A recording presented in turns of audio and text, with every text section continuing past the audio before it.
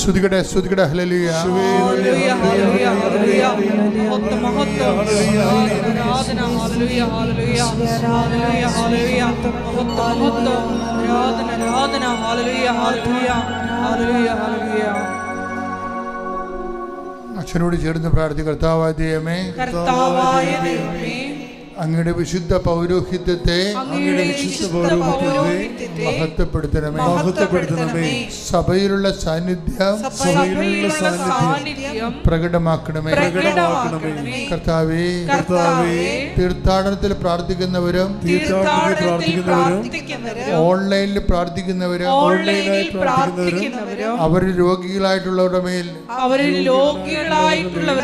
അങ്ങയുടെ തിരുമുറിവാർന്ന വലതുകരം വയ്ക്കണമേ.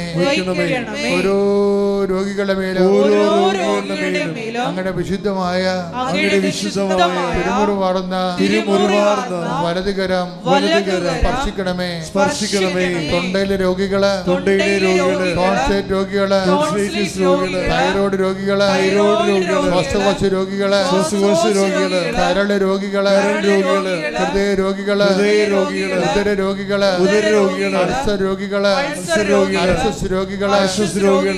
രോഗമുള്ളവര്, ആന്തരിക അവയവങ്ങളിലെ മുഴകളുള്ളവര് കർത്താവിന്റെ രക്തത്താൽ നനക്കപ്പെടട്ടെ. യേശുവിന്റെ നാമത്തിൽ മാരക രോഗങ്ങള്, തീരാവേദികള് യേശുവിന്റെ നാമത്തിൽ ഈ നിമിഷം മാറിപ്പോകട്ടെ. ഹല്ലേലൂയ, ഹല്ലേലൂയ, ഹല്ലേലൂയ, ഹല്ലേലൂയ. യേശുവേ, ഹല്ലേലൂയ, ഹല്ലേലൂയ.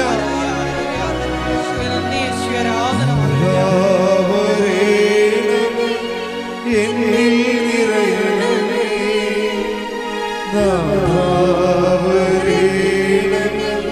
സൗഖ്യം നൽകണമേ,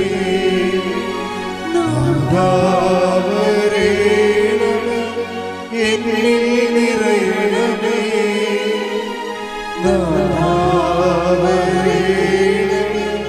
സൗഖ്യം നൽകണമേ. പരിശുദ്ധ പരമദിവ്യകാരണത്തിന് എന്നേരവും ആരാധനയും സ്തുതിയും പുകഴ്ചയും ഉണ്ടായിരിക്കട്ടെ. എൻ്റെ മക്കളുടെ ജോലിയില്ലാത്തവര്, വീടില്ലാത്തവര്, പല പ്രാവശ്യം ഉടമ്പടി പുതുക്കിയെങ്കിലും ആ അവർ വിചാരിക്കുന്ന വിഷയത്തിൻ്റെ മേല് ദൈവിക തീരുമാനം എത്തിപ്പെടാത്തവർ ഒക്കെ അവർക്കെല്ലാം വേണ്ടി പ്രാർത്ഥിക്കേണ്ട ഒരു സമയമാണ്. എൻ്റെ മക്കളെ അച്ഛൻ പ്രാർത്ഥിക്കുമ്പോൾ സ്തുതിച്ചുകൊണ്ടിരിക്കട്ടെ. ശ്രദ്ധിക്കട്ടെ. ഹല്ലേലൂയ, ഹല്ലേലൂയ, ഹല്ലേലൂയ, ഹല്ലേലൂയ, ഹല്ലേലൂയ. ആരാധന, മഹത്വം, കർത്താവേ, നിന്റെ ഉന്നതമായ നാമത്തിന് സ്തോത്രം ചെയ്യുന്നു. കർത്താവേ, നിന്റെ വിശുദ്ധ പൗരോഹിത്യത്തെ മഹത്വപ്പെടുത്തണമേ. കർത്താവേ, സഭയിലുള്ള സാന്നിധ്യം ദൃഢമാക്കണമേ. 39 വർഷം ഞാൻ അർപ്പിച്ച കൃപാനയുടെ യോഗ്യതയാൽ കൃപാസ്ഥാനത്താറെ ജീവനോടെ പ്രത്യക്ഷപ്പെട്ട പരിശുദ്ധ അമ്മയുടെ മാധ്യസ്ഥത്തിന് ഞങ്ങളുടെ മക്കൾക്ക് വേണ്ടി പ്രാർത്ഥിക്കുന്നു. കർത്താവേ, ഈശോ അമ്മയുടെ പ്രത്യക്ഷീകരണത്തിന് സ്ഥിരീകരണത്തിൻ്റെ അടയാളമാകാൻ ഈ അൾത്താരയിൽ നടന്ന 10,000-കണക്കിന് ആരാധന ശക്തിയാൽ ഓരോരുത്തരും ഉടമ്പടി വച്ചിരിക്കുന്ന ഓരോ കാര്യങ്ങളും, ഉടമ്പടി ജീവിക്കുന്നവരുടെ ഓരോ കാര്യങ്ങളും,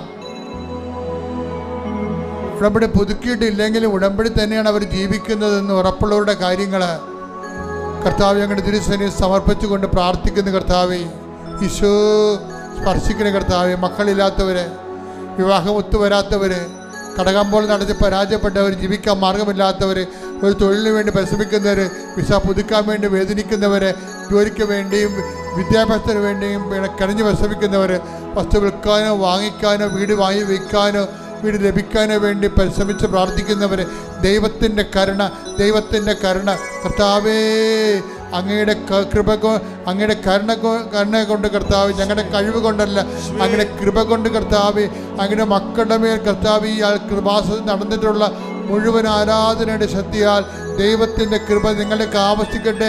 യേശുവിൻ്റെ ഉന്നതമായ നാമത്തിൽ മാർഗ തടസ്സങ്ങൾ, ജീവിത ദുരിതങ്ങൾ യേശുവിൻ്റെ നാമത്തിൽ മാറിപ്പോകട്ടെ. ശ്രുതികട്ടെ. ഹല്ലേലൂയ, ഹല്ലേലൂയ, ഹല്ലേലൂയ, ഹല്ലേലൂയ. എല്ലാ തടസ്സങ്ങളും നീങ്ങിപ്പോയിക്കൊണ്ട് ആരാധനയിലൂടെ നാമത്തെ മഹത്വപ്പെടുത്തണമേ. ഹല്ലേലൂയ. മഹത്വം മഹത്വം. ഹല്ലേലൂയ. പിതാവേ, മഹത്വം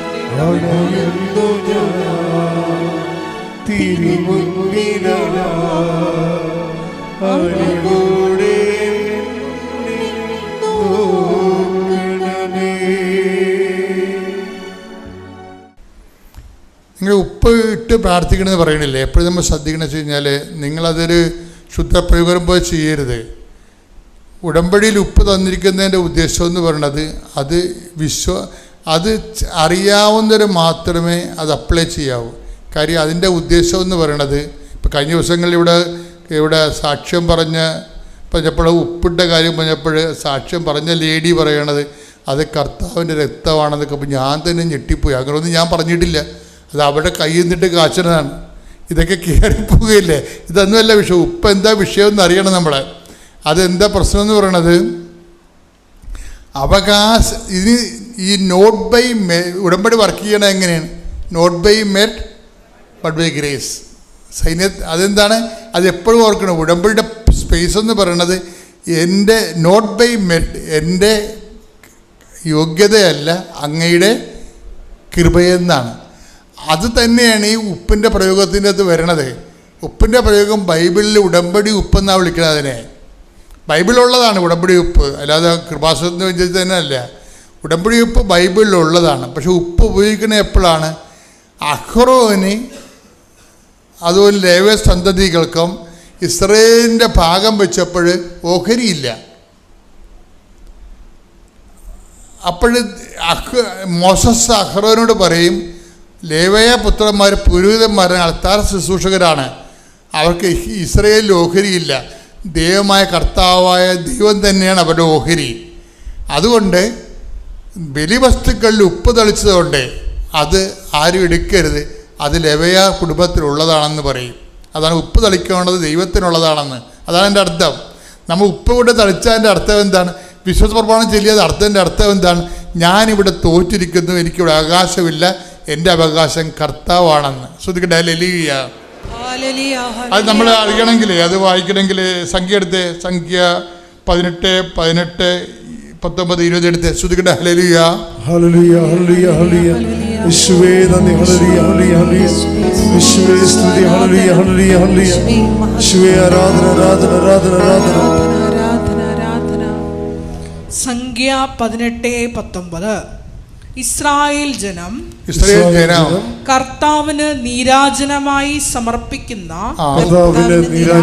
ഉപ്പ് തളിച്ച് സമർപ്പിക്കുന്ന വിശുദ്ധ കാഴ്ചകളെല്ലാം നിനക്കും പുത്രന്മാർക്കും പുത്രിമാർക്കും ശാശ്വത അവകാശമായി ഞാൻ നൽകുന്നു. കർത്താവിന്റെ സന്നിധിയിൽ നിനക്കും സന്തതികൾക്കും ഇത് എന്നേക്കും നിലനിൽക്കുന്ന അലംഘനീയമായ ഉടമ്പടിയായിരിക്കും. 18-20 വായിച്ചേ. കർത്താവ് അഹറോനോട് അരുൾ ചെയ്തു, ഇസ്രായേലിൽ നിനക്ക് ഭൂമി അവകാശമായി ലഭിക്കുകയില്ല. അവരെ പോലെ നിനക്ക് ഓഹരിയും ഉണ്ടായിരിക്കുകയില്ല. ഞാനാണ് നിന്റെ അവകാശവും ഓഹരിയും. ഇതാണ് ഉപ്പ് തളിക്കാനുകൊണ്ട് ഉദ്ദേശിക്കുന്നത്. എന്താണ്? എനിക്ക് ഇതിൻ്റെ അകത്ത് കഴിവില്ല, എനിക്ക് ഇതിൻ്റെ അകത്ത് ഓഹരിയില്ല. എൻ്റെ ഓഹരി എൻ്റെ കർത്താവാണ്. Not by merit but by grace. ഇതാ സംഭവം. സൈന്യത്താരെ അല്ല, ശക്തിയാരെ അല്ല, കർത്താവിൻ്റെ ആത്മാവിനാൽ. മരുന്നോ ലേപനമോ അല്ല, കർത്താവിൻ്റെ വചനമാണ്. കൈയടിക്കട്ടെ. ശ്രുതിക്കട്ടെ. ഹല്ലേലൂയ. ആരാധന, ആരാധന. ഹല്ലേലൂയ, ഹല്ലേലൂയ, ഹല്ലേലൂയ, ഹല്ലേലൂയ.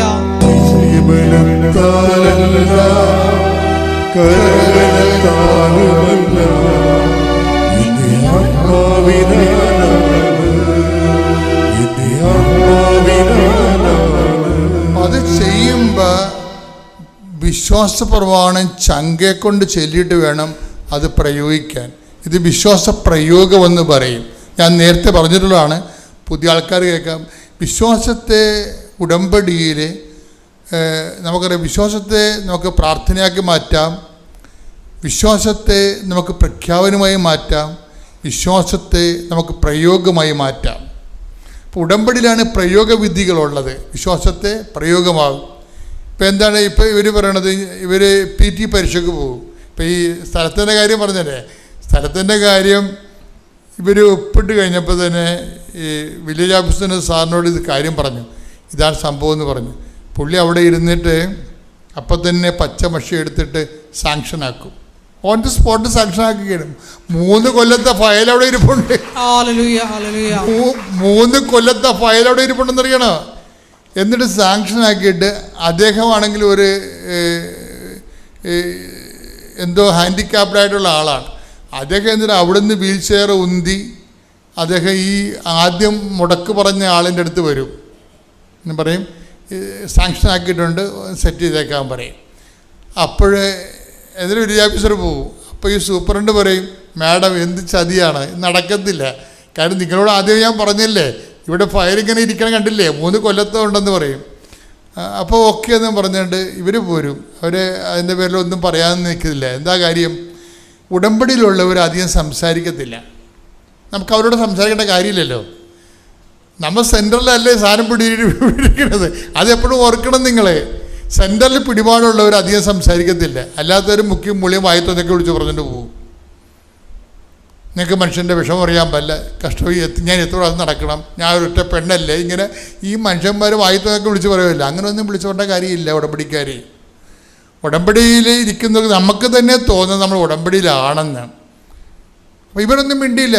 കാര്യം എന്താണ്, അത് വേറെ സെൻട്രൽ ഓഫീസുണ്ട്, അത് മറിയത്തിൻ്റെ ഓഫീസിൽ ചെയ്യണ കാര്യമാണത്. ഇവർ ചെയ്യണമല്ലത്, അതവരോട് ചെയ്യും. അത് ചെയ്തിട്ട് മാത്രമേ റിപ്പോർട്ട് ചെയ്യത്തുള്ളൂ.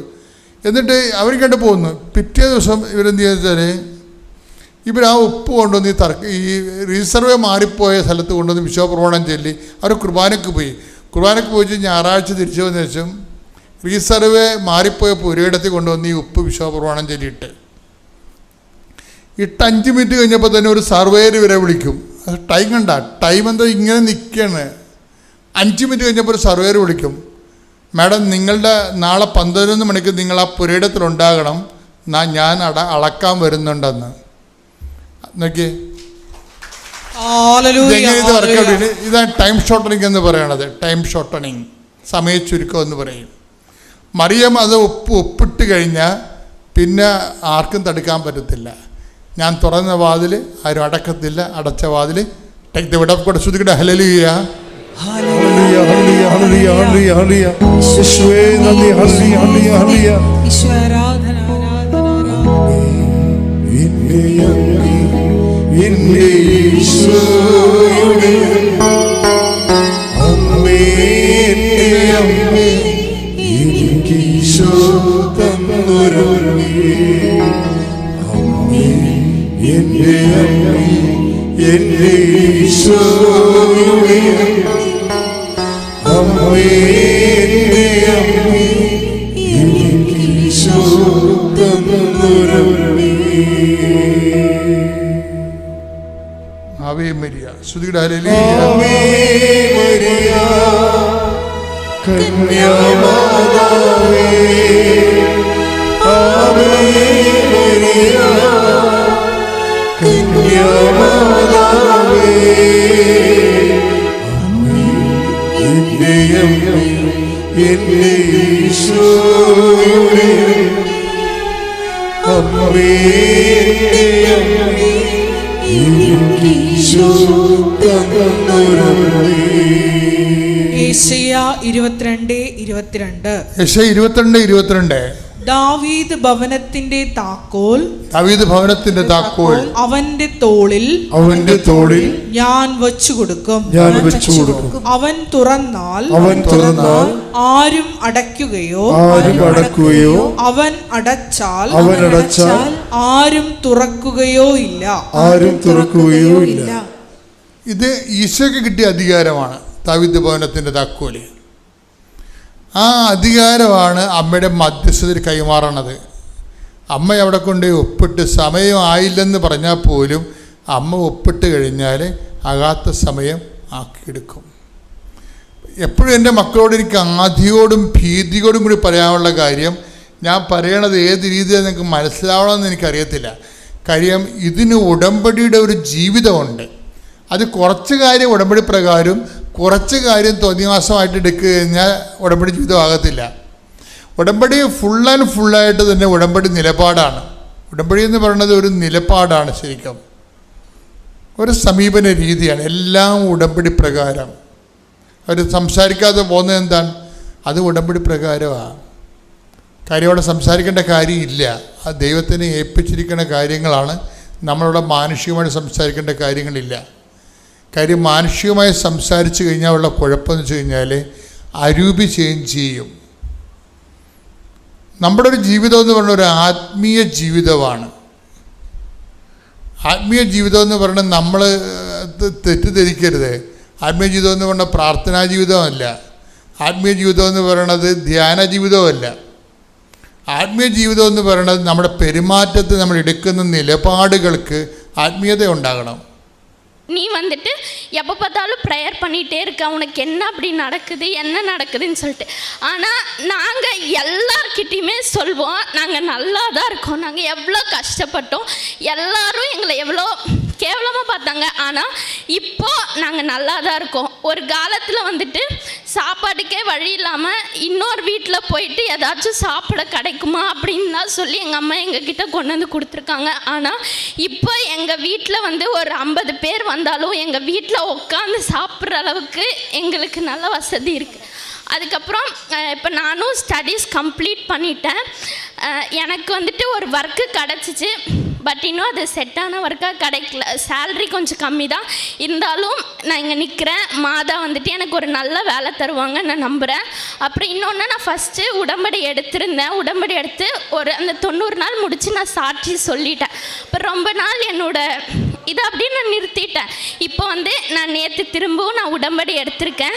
இனி மாதா கூட இருக்க அந்த உறவை நான் இன்னுം തുടരലാൻ இருக்கேன். മാതാ അവങ്ങളോட മകളാ എന്നെ ഏറ്റുക്കുവാങ്ങ നമ്മൾ സന്നം. എൻ്റെ ഭർത്താവ് ഒരുപാട് കുടിയാണ്. കുടിയെന്ന് പറഞ്ഞാൽ മാതിരി അങ്ങനത്തെ ഒരു കുടിയാണ്. മൂപ്പര് ഇടയ്ക്കിടയ്ക്ക് ഫിക്സ് വന്ന് താഴെ വീഴാറുണ്ട്. ഞാൻ ഇടയ്ക്കൊക്കെ ആശുപത്രി കൊണ്ടുപോകാറുണ്ട്. വലിയ വലിയ ആശുപത്രിയിൽ പോയി ട്രീറ്റ്മെൻറ്റ് കൊടുക്കാനൊന്നും എന്നെക്കൊണ്ട് സാധിക്കില്ല. ഞാനിവിടെ വന്ന് ദൈവത്തിന് മുന്നിൽ എൻ്റെ ഭർത്താവിൻ്റെ അവസരം എനിക്ക് തിരിച്ചു തരണമെന്ന് ഞാൻ പ്രാർത്ഥിച്ചു. ദൈവം എനിക്ക് അവസരം തിരിച്ചു തന്നിട്ടുണ്ട്. അതേപോലെ ഞങ്ങളുടെ രണ്ടാളുടെയും ആധാരട്ട കാണാതെ പോയി.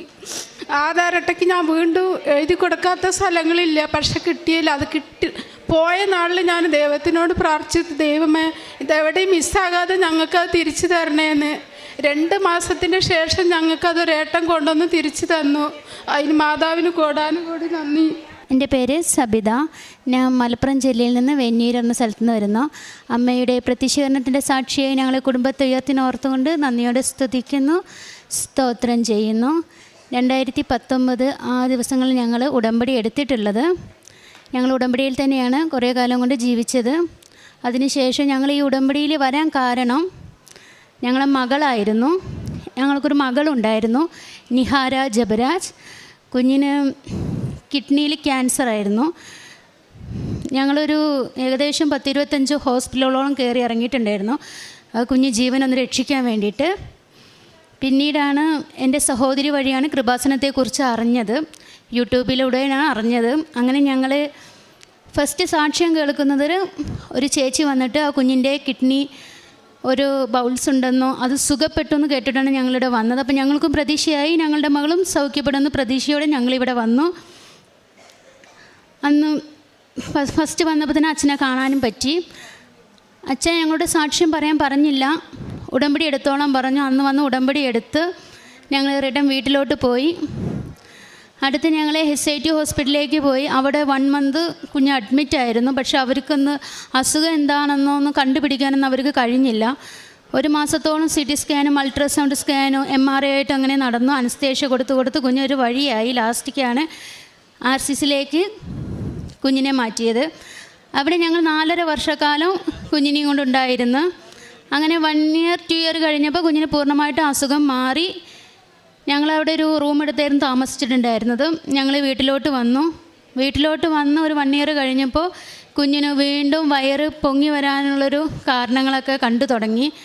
റിട്ടേൺ ഞങ്ങൾ വീണ്ടും ഹോസ്പിറ്റലിലേക്ക് പോയപ്പോഴാണ് അവിടുത്തെ സാറ് പറഞ്ഞു, കുഞ്ഞിന് അസുഖം തിരിച്ചു വന്നിരിക്കുന്നു, നമുക്കിതിൽ ഇനി ഒന്നും ചെയ്യാനില്ല. അന്ന് കുഞ്ഞിന് 4.5 വയസ്സ്, കൃത്യം 4.5 വയസ്സായി തുടങ്ങി. നമുക്കിതിലൊന്നും ചെയ്യാനില്ല എന്ന് പറഞ്ഞു. ഞങ്ങൾ ഉടമ്പടി തൈലം, ഉപ്പ്, തേൻ ഇതെല്ലാം കുഞ്ഞിന് കൊടുത്തുകൊണ്ടേയിരുന്നു. ഞങ്ങളോട് ഡോക്ടർ ഫസ്റ്റ് പറഞ്ഞത് കുഞ്ഞ് 3 മാസക്കാലം മാത്രമേ ജീവിച്ചിരിക്കുള്ളൂ, ഈ അസുഖത്തിന് പ്രത്യേകിച്ച് ഒരു മരുന്നോ കാര്യമോ നമുക്കില്ല എന്ന് പറഞ്ഞു. ഒന്നും ചെയ്യാൻ പറ്റില്ല, കാരണം 2 കിഡ്നിയും പൂർണ്ണമായിട്ട് ഇല്ലാതായ അവസ്ഥകളായിരുന്നു അത്. പക്ഷെ അവൾ നല്ല ആക്റ്റീവായിരുന്നു, അവൾക്ക് പ്രത്യേകിച്ച് ബുദ്ധിമുട്ടുകളോ കാര്യങ്ങളോ ഒന്നും ഇല്ലായിരുന്നു.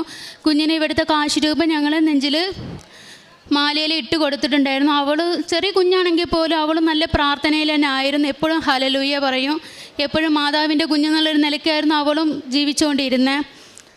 അടുത്ത് ഞങ്ങൾ എല്ലാം കഴിഞ്ഞ് വേറെ ആയുർവേദം, ഹോമിയോ അങ്ങനത്തെ ഒരുപാട് ലേക്കൊക്കെ മാറി. പക്ഷെ അതിലൊന്നും ഞങ്ങളുടെ മകളെ രക്ഷിക്കാനോ പറ്റിയില്ല. പിന്നീട് RCCയിൽ നിന്ന് ഞങ്ങൾ പോന്നതിന് ശേഷം പിന്നെ മിംസ് ഹോസ്പിറ്റലിലേക്ക് ഞങ്ങൾ പോയത്. ആ പോകുന്ന സമയത്ത് മകൾ ഏറ്റവും കൂടുതൽ സീരിയസ് അവസ്ഥയിലാണ് ഞങ്ങൾ അവൾക്ക് ശ്വാസം പോലും എടുക്കാൻ പറ്റുന്ന ആംബുലൻസ് പോകുന്ന പോക്കിലൊക്കെ മോള് തെറിച്ച് വീഴുന്ന പോലെ ഓക്സിജൻ മാസ്കൊക്കെ അങ്ങോട്ടും ഇങ്ങോട്ടും മാറിക്കൊണ്ടേ ഇരിക്കുകയായിരുന്നു. അതിൽ ഞാൻ കാശ് രൂപം വെച്ച് കുഞ്ഞിൻ്റെ നെഞ്ചത്ത് വെച്ചിട്ട് അമ്മയടുത്ത് പറഞ്ഞു, മാതാവേ, ഇത്രയും കാലം ഞാൻ ഇവിടെ വന്ന് ആരാധിച്ച് പ്രാർത്ഥിച്ച് കുഞ്ഞ് കരഞ്ഞെങ്കിൽ പോലും ഞങ്ങൾ അത്രയും ബുദ്ധിമുട്ട് റിസ്ക് എടുത്ത് മലപ്പുറത്ത് നിന്ന് രാവും പകലും മഴയും വെയിലും കൊണ്ട് ഞങ്ങൾ വന്ന് പ്രാർത്ഥിച്ചിട്ട് ഇങ്ങനൊരവസ്ഥയിലൂടെയാണ് അമ്മയെ ഞങ്ങളെ കൊണ്ടുപോകുന്നതെന്ന് ചോദിച്ച് കാശ് രൂപമെല്ലാം നെഞ്ചത്ത് വെച്ച് മിംസ് ഹോസ്പിറ്റലിൽ എത്തിയപ്പോഴേക്കും കുഞ്ഞ് പൂർണ്ണമായിട്ട് ഞങ്ങളുടെ കയ്യിൽ നിന്ന് പോയിട്ടുണ്ടായിരുന്നു. അപ്പോഴേക്കിനും ഹോസ്പിറ്റലിൽ നിന്ന് ഡോക്ടേഴ്സ് എല്ലാം പുറത്ത് വന്ന് കുഞ്ഞിനെ എൻ്റെ കയ്യിൽ നിന്ന് വാരിയെടുത്തുകൊണ്ട് ഓടിപ്പോയി ഓക്സിജൻ വെച്ച് എന്നെ റൂമിലേക്ക് കൊണ്ടുപോയി. അപ്പോൾ എൻ്റെ സഹോദരി ഞാൻ മാത്രമേ ഉണ്ടായിരുന്നുള്ളൂ, ഹസ്ബൻഡ് കൂടെ ഇല്ലായിരുന്നു. ഡോക്ടർ റൂമിലോട്ട് വിളിച്ചിട്ട് എൻ്റെ അടുത്ത് പറഞ്ഞു, മകളെ സോറി, 10 മിനിറ്റ് മുമ്പേ ആണെങ്കിൽ നമുക്കിതിലൊരു പ്രതീക്ഷ ഉണ്ടായിരുന്നു എന്ന് പറഞ്ഞ്. ആ സമയത്ത് കുഞ്ഞ് വയറ് വളരെയധികം വീർത്ത് എന്താ പറയുക, തടിയൊക്കെ പോയി പറ്റൊരവസ്ഥയിലായിരുന്നു അവൾ കടന്നുകൊണ്ട് വരുന്നത്. അപ്പം ഞാൻ ഈ കാശുരൂപം എൻ്റെ കയ്യിലില്ല, മോളെ കയ്യിലായിരുന്നു. ഞാൻ എൻ്റെ ഉടമ്പടി തൈലം എൻ്റെ നെറ്റിൽ തന്നെ പുരട്ടിയിട്ട് ഞാൻ അങ്ങനെ പറഞ്ഞു അമ്മയടുത്ത്, മാതാവേ, ഞാൻ എന്തിനാ മാതാവ് ഇത്ര കാലം നിൻ്റെ അടുത്ത് ഞാൻ പ്രാർത്ഥിച്ച് ഇങ്ങനൊരവസ്ഥയിലൂടെ അവളെ കൊണ്ടുപോകാനായിരുന്നോ എന്ന് ഞാൻ ചോദിച്ച്. കുറച്ച് കഴിഞ്ഞപ്പോൾ ഒരു സിസ്റ്റർ ഓടി വന്നിട്ട് ഡോക്ടറെ വിളിച്ചുകൊണ്ട് പോയി. ഞാൻ അങ്ങനെ നോക്കിയെന്ന്. പക്ഷേ എൻ്റെ മനസ്സിലൊരിതുണ്ട്, കുഴപ്പമൊന്നുമില്ല, മാതാവ് എന്തെങ്കിലും ഒന്ന് പ്രവർത്തിക്കും എന്നൊരു ചിന്ത, ചെറിയൊരു ചിന്ത എൻ്റെ മനസ്സിൽ വന്ന്. ഡോക്ടർ ഓടിപ്പോയി, അടുത്ത് ഞാനും ബാക്കിൽ ഓടി. അപ്പോൾ ഡോക്ടർ എന്നോട് പറഞ്ഞു, കുഞ്ഞിനെ ഞങ്ങൾ വെൻറ്റിലേറ്ററിലേക്ക് മാറ്റുകയാണെന്ന് പറഞ്ഞു. അപ്പോൾ മിംസ് ഹോസ്പിറ്റലാണ്. അപ്പോൾ എൻ്റെ അടുത്ത് പറഞ്ഞു, വെൻറ്റിലേറ്ററിൽ മാറ്റുമ്പോൾ ഇത്രയൊക്കെ എമൗണ്ട് ആവും ഒരു ദിവസത്തിന്. അപ്പോൾ ഞാൻ പറഞ്ഞു, ഇത്രയും വേദനകൾ എൻ്റെ കുട്ടി അനുഭവിച്ചു, അതുകൊണ്ട് തന്നെ വെൻറ്റിലേറ്ററിലേക്ക് മാറ്റേണ്ട, ഡോക്ടർക്ക് അവളെ രക്ഷിക്കാൻ പറ്റുന്ന പൂർണ്ണ ഉറപ്പുണ്ടെങ്കിൽ മാത്രം അവളെ വെൻറ്റിലേറ്ററിലേക്ക് മാറ്റിയാൽ മതി എന്ന് പറഞ്ഞ്. ഡോക്ടർ എന്നോടൊന്നും മിണ്ടിയില്ല. അപ്പോൾ ഡോക്ടർ പറഞ്ഞ്, ശരി, താൽക്കാലികം ഇവിടെ കിടക്കട്ടെ എന്ന് പറഞ്ഞ്. കുഞ്ഞിന് പനി 101, 2, 3 അങ്ങനെ കൂടിക്കൊണ്ടേ ഇരിക്കുകയായിരുന്നു. പെട്ടെന്ന് വീണ്ടും ഞാൻ ഉടമ്പടി തൈലം ഇടപെടാതെ പുരട്ടിക്കൊണ്ടേയിരുന്നു. പെട്ടെന്ന് തന്നെ ഞാൻ മീറ്റർ വെച്ച് നോക്കിയപ്പോൾ കുഞ്ഞിൻ്റെ പനി പൂർണ്ണമായിട്ട് അത് 97 ആ ഒരു ലെവലിലേക്ക് കുറഞ്ഞ് അവർ ICUയിലേക്ക് പെട്ടെന്ന് ഷിഫ്റ്റ് ചെയ്തു. അവൾ ICUയിൽ കിടന്നു, ഓക്സിജൻ മാസ്ക് വെച്ചിട്ടുണ്ടായിരുന്നു. ഫുഡൊന്നും കൊടുക്കരുതെന്ന് പറഞ്ഞു എൻ്റെ അടുത്ത്, ഒരു വക സാധനം കൊടുക്കരുത്, ഒന്നും കഴിക്കാൻ പറ്റുന്ന സാഹചര്യത്തിലല്ല കുഞ്ഞിരിക്കുന്നതെന്ന് പറഞ്ഞ്. ഞാൻ ജസ്റ്റ് ഒന്ന് വാഷ്റൂമിൽ പോയി വന്നപ്പോൾ ഇവളുണ്ട് ഓക്സിജൻ മാസ്കൊക്കെ മാറ്റിക്കൊണ്ട് അങ്ങനെ ചിരിച്ചുകൊണ്ട് കിടക്കുന്നു. അപ്പോൾ എൻ്റെ അടുത്ത് പറയും, എന്നെ അമ്മ എന്ന് അവൾ വിളിക്കാറില്ല, എൻ്റെ പേരാണ് വിളിക്കൽ, സെബി എന്നാണ് വിളിക്കൽ. സെബി എനിക്ക് വേണമെന്ന് പറഞ്ഞ്. ഞാൻ ചെന്ന മക്കൾ കേക്ക് വേണമെന്ന് പറഞ്ഞു. ആ സമയത്ത് മുസ്ലിം സമുദായത്തിൻ്റെ വിശുദ്ധമായ നോയമ്പ് മാസമായിരുന്നു. ഞങ്ങൾ മലപ്പുറംകാരായതുകൊണ്ട് തന്നെ കടകളൊന്നും തുറക്കത്തില്ല. അവരെ വിശുദ്ധമായ നോയമ്പ് മാസത്തിൽ ഹോട്ടലുകളോ കേക്കുകളോ അങ്ങനത്തെ ഹോട്ടലുകളൊന്നും എവിടെയും ഉണ്ടാവത്തില്ല. എവിടേക്കോ പോയിട്ട് എൻ്റെ സഹോദരൻ അത് മേടിച്ചു കൊണ്ടുവന്ന് അവൾ വളരെയധികം സന്തോഷത്തോടെ അത് കഴിച്ചു. ഒന്നും കൊടുക്കരുതെന്നാണ് ഡോക്ടർ പറഞ്ഞു. ഡോക്ടർ വന്ന് എൻ്റെ അടുത്ത് പറഞ്ഞു, മോളെ നീ എന്താണ് ഈ ചെയ്യുന്നത്, ഇങ്ങനെ കൊടുക്കാൻ പാടില്ല, ഓക്സിജൻ മാസ്ക് വെക്കുമെന്ന് പറഞ്ഞു. അവളത് വെക്കാനേ സമ്മതിക്കുന്നില്ല. 2 ദിവസം അവൾ ICUയിൽ കിടന്ന് പൂർണ്ണ ആരോഗ്യത്തോടെ അവൾ വാർഡിലേക്ക് അവൾ മാറ്റി. വാർഡിലേക്ക് മാറ്റി. പിന്നെ അവൾക്ക് ഇഷ്ടമുള്ള എല്ലാ കാര്യങ്ങളും ഞങ്ങൾ ചെയ്തുകൊണ്ടേയിരുന്നു. ഫുഡായിരുന്നു അവൾക്ക് ഏറ്റവും കൂടുതൽ ഇഷ്ടം. അവൾ അങ്ങനെയൊന്നും ഫുഡ് കഴിക്കാറില്ലായിരുന്നു. പിന്നീട് ഡോക്ടർ പറഞ്ഞു, മകളെ ഇനി ഇവിടെ കിടത്തിയിട്ട് കാര്യമില്ല, നിങ്ങൾക്ക് നിങ്ങളുടെ കയ്യിൽ നിന്ന് ക്യാഷ് പോവല്ലാതെ ഈ കുഞ്ഞിനെ നമുക്ക് ആർക്കും ഇനി രക്ഷിക്കാൻ കഴിയില്ല എന്ന് പറഞ്ഞു എൻ്റെ അടുത്ത്. അങ്ങനെ ഞങ്ങൾ വീട്ടിലോട്ട് നിങ്ങൾ പോയിക്കോളൂ എന്ന് പറഞ്ഞ്, ഓക്സിജൻ്റെ സഹായത്തോടെ വേണം കുഞ്ഞിൻ്റെ മരണാന്തരം വരെ കിടക്കാൻ എന്ന് പറഞ്ഞ് ഞങ്ങൾ വളരെ വേദനയോടുകൂടി കുഞ്ഞിനെ വീട്ടിലേക്ക്, അപ്പോഴേക്കിനും നമ്മുടെ അടുത്തുള്ള ആളുകളും സെൻറ്ററുകളെല്ലാം ചേർന്ന് വീട്ടിൽ ഓക്സിജൻ്റെ സൗകര്യങ്ങളൊക്കെ ഏർപ്പാടാക്കി തുടങ്ങിയിരുന്നു. ഞങ്ങൾ വീട്ടിലേക്ക് ആംബുലൻസിൽ പോകുന്ന വഴി വീണ്ടും കുഞ്ഞിന് വയ്യാണ്ടായി. ഞങ്ങൾ വീണ്ടും നേരെ കോഴിക്കോട് മെഡിക്കൽ കോളേജ് മാതൃശിശുവിലേക്കാണ് കുഞ്ഞ് ആംബുലൻസ് പോയത്. ആ സമയത്ത് മോൾക്ക് വളരെയധികം ശ്വാസം എടുക്കാൻ ബുദ്ധിമുട്ടായി. ഭയങ്കര ബ്ലോക്കായിരുന്നു ആ സമയം. ബ്ലോക്ക് സമയത്ത് ഇതേ ഒരു അവസ്ഥയിലൂടെ കടന്നു പോയപ്പോൾ മാതാവിനോട് ഞാൻ വീണ്ടും പറഞ്ഞു, മാതാവ് എന്തിനാണ് ഇങ്ങനെയൊക്കെ ഒരു പരീക്ഷണം തരുന്നത്? എത്രത്തോളം അനുഭവിച്ചു, ഇനിയും അനുഭവിക്കാനുള്ള വഴികളാണോ ഞങ്ങൾ കടന്നു പോകുന്നു ചോദിച്ച്.